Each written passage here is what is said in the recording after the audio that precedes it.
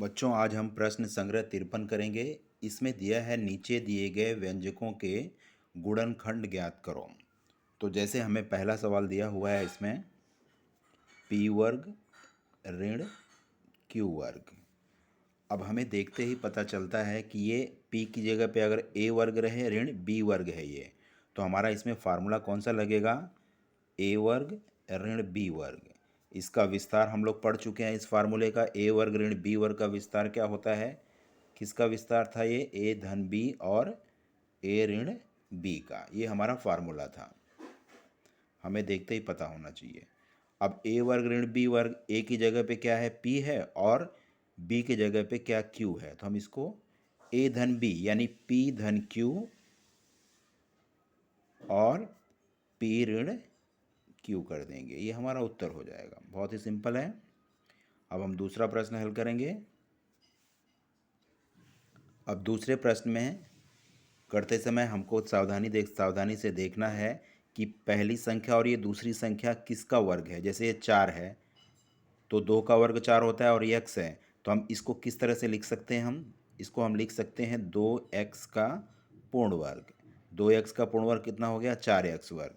ऋण यहाँ पे देखिए 25 5 का वर्ग होता है और y का वर्ग है यानी y, तो इसको हम कैसे लिख सकते हैं? 5y का वर्ग।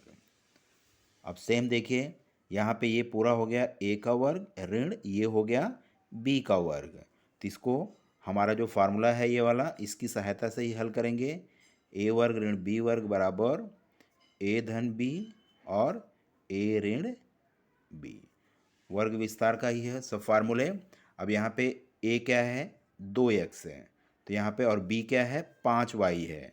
तो एक ब्रैकेट में क्या हो जाएगा? 2x धन 5y, और दूसरे ब्रैकेट में ऋण आ जाएगा 2x ऋण 5y।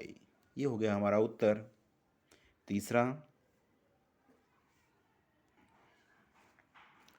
प्रश्न देखिए, वाई स्क्वायर ऋण 4 दिया है हमको। वाई स्क्वायर ऋण 4, जैसे ये हमने किया, पहली संख्या देखिए y का वर्ग है, ये y का वर्ग है। ऋण 4 किसका वर्ग होता है? 2 का वर्ग होता है। सेम वही आ गया, ये a हो गया, ये b यानी a का वर्ग ऋण b का वर्ग। वही फार्मूला हम यूज़ करेंगे, a वर्ग ऋण b वर्ग बराबर कितना होता है? a धन b और a ऋण b।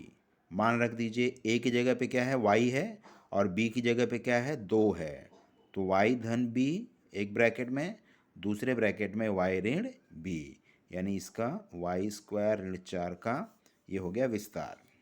ठीक है। अब चौथा सवाल हम करते हैं। चौथा प्रश्न देखिए, सेम ऐसे, ये p का वर्ग है यानी ये ब्रैकेट में p का वर्ग लिख दीजिए। ऋण 1/25 है, तो 1/25 किसका वर्ग होता है?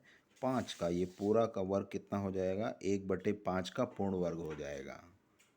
ठीक है। अब a वर्ग हो गया, ये b वर्ग हो गया, तो हमारा फार्मूला क्या है? a वर्ग ऋण b वर्ग का फार्मूला क्या है?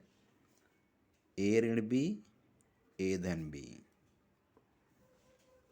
कर देंगे हम।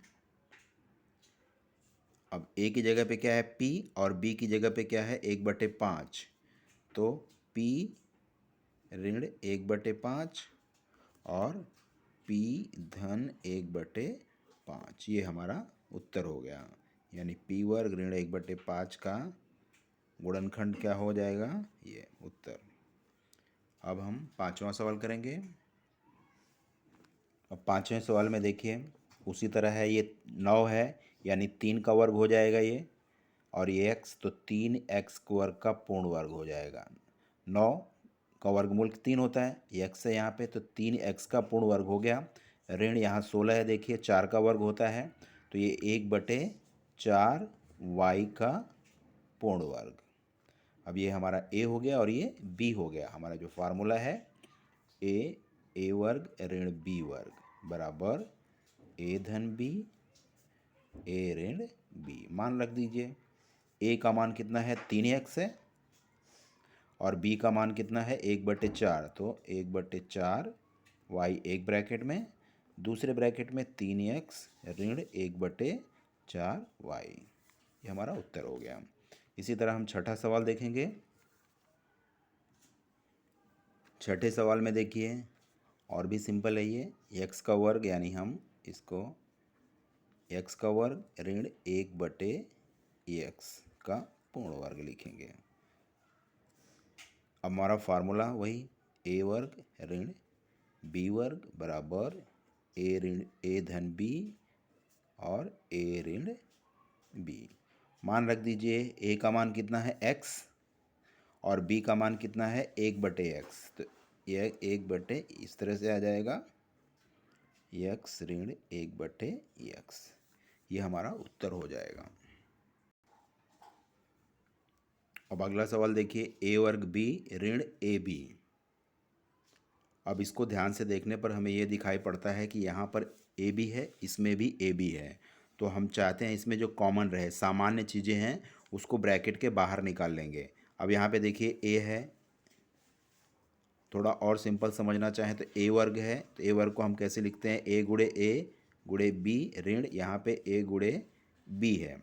अब यहाँ पे देखिए ए कॉमन है, इसमें भी ए कॉमन है, तो ब्रैकेट के बाहर ए आ जाएगा। यहाँ पे बी कॉमन है, इसमें भी बी कॉमन है, तो ए बी ब्रैकेट के बाहर आ गया। ये देखिए, अब यहाँ क्या बचा, ए बचा, और यहाँ क्या बचा, ऋण 1 बचा। तो ये हमारा गुणनखंड हो गया, ए बी और ब्रैकेट में ए ऋण 1। ये हो गया सवाल का हल। ये प्रश्न में भी देखिए, इसमें भी कुछ संख्याएं और कुछ चरांक कॉमन है, सामान्य है। जैसे 4 को हम कैसे लिख सकते हैं, 2 गुणे 2, यहाँ पे x गुणे y है ऋण, इसको भी हम कैसे लिख सकते हैं, 2/3 6 और x गुणे x। अब इनमें जो कॉमन है, सामान्य है, वो ब्रैकेट के बाहर रखेंगे। जैसे यहाँ पे 2 है, देखिए ये क्या हो जाएगा, 2 ब्रैकेट के बाहर हो जाएगा। इसके बाद x है, x ब्रैकेट के बाहर हो गया, दूसरा भी x है, ये भी एक यहाँ पे बाहर हो जाएगा ब्रैकेट के। अब यहाँ बचा क्या, 2 बचा और y बचा, तो ब्रैकेट में हम क्या लिखेंगे, 2y ऋण यहाँ क्या बचा, 3, तो ब्रैकेट में हम क्या लिखेंगे, 3। अब इसको हम ऐसे लिख सकते हैं, 2x गुणे x स्क्वायर हो गया, और ब्रैकेट में क्या हो गया, 2y ऋण 3। ये हमारा उत्तर हो गया। अब हमारा जो बच्चों 9वां सवाल है, देखो ध्यान से, ये 1/2 गुणे वाई स्क्वायर को हम कैसे लिखेंगे, y गुणे y ऋण 8। अब यहाँ पे देखिए हाफ हमको कॉमन लेना है, ये हाफ है, तो इसको तो हम ऐसे लिख सकते हैं, 8 गुणे z। अब इसमें जो संख्या है हाफ है, हाफ हमको कॉमन लेना है, और अब हाफ कॉमन लेना है तो किस चीज़ का हाफ 8 होता है यहाँ पे, तो 16, संख्या 16 को इसका हाफ किया जाए तो हमको कितना मिलता है, 2 × 8 = 16, 8 मिलता है। ठीक है, तो अब हम क्या करेंगे, यहाँ पे 8 को हम कैसे लिख सकते हैं, 16 गुणे 1/2 गुणे z, और ये हाफ गुणे y। अब यहाँ पे देखिए ये हाफ है, ये और ये हाफ है, ये ब्रैकेट के बाहर आ जाएगा, ये ब्रैकेट के बाहर कर दीजिए, हाफ बाहर आ गया, और बाकी तो कुछ कॉमन है नहीं यहाँ पे, तो ब्रैकेट में कितना बचा, y वर्ग ऋण 16z का वर्ग। ये हो गया। अब सवाल यहीं पर ख़त्म नहीं होता है, अब इसके आगे देखिए, यहाँ पे हाफ को तो हम ऐसे ही लिखेंगे। अब यहाँ पे y वर्ग ऋण 16z वर्ग है, तो ये y वर्ग किसका वर्ग हो गया, y का वर्ग हो गया, ऋण 16 किसका वर्ग होता है, 4 और z का वर्ग हो जाएगा। इसको हम इस तरह से लिखेंगे। अब ये देखिए ये a वर्ग है ऋण ये b वर्ग है। अब जैसा हमारा विस्तार सूत्र है उसकी सहायता से हम हल करेंगे इसको आगे। मैं लिख देता हूँ यहाँ पे, देखते रहिए यहाँ पे, तो ये हो जाएगा 1/2, हम इसको ऐसे ही रखेंगे। ठीक है, और y वर्ग यानी हमारा जो फार्मूला है, a वर्ग ऋण b वर्ग का, यानी a ऋण b और a धन b का, इसमें हाफ है। अब यहाँ पे ए की जगह पे क्या आएगा, ए की जगह पे देखिए वाई है और बी की जगह पे क्या है, 4z है। तो ए की जगह पे हम वाई रखते हैं, तो वाई ऋण 4z हो जाएगा और दूसरे ब्रैकेट में वाई प्लस 4z हो जाएगा। तो ये हमारा उत्तर हो जाएगा। इसको हम इस तरह से लिख सकते हैं, वाई ऋण 4z और वाई प्लस 4z। ये हमारा उत्तर हो गया। अब हम जो 10वां प्रश्न है उसको हल करते हैं। यहाँ पे देखिए 2 है, यहाँ पे 8 है। इसका हम गुणनखंड लेते हैं, 2x गुणे x ऋण 8 को हम कैसे लिखेंगे, 2 दूना 4 दूना 8। अभाज्य गुणनखंड गुणे y। अब यहाँ पे देखिए ये 2 और ये 2 कॉमन है, ये ब्रैकेट के बाहर आ जाएगा।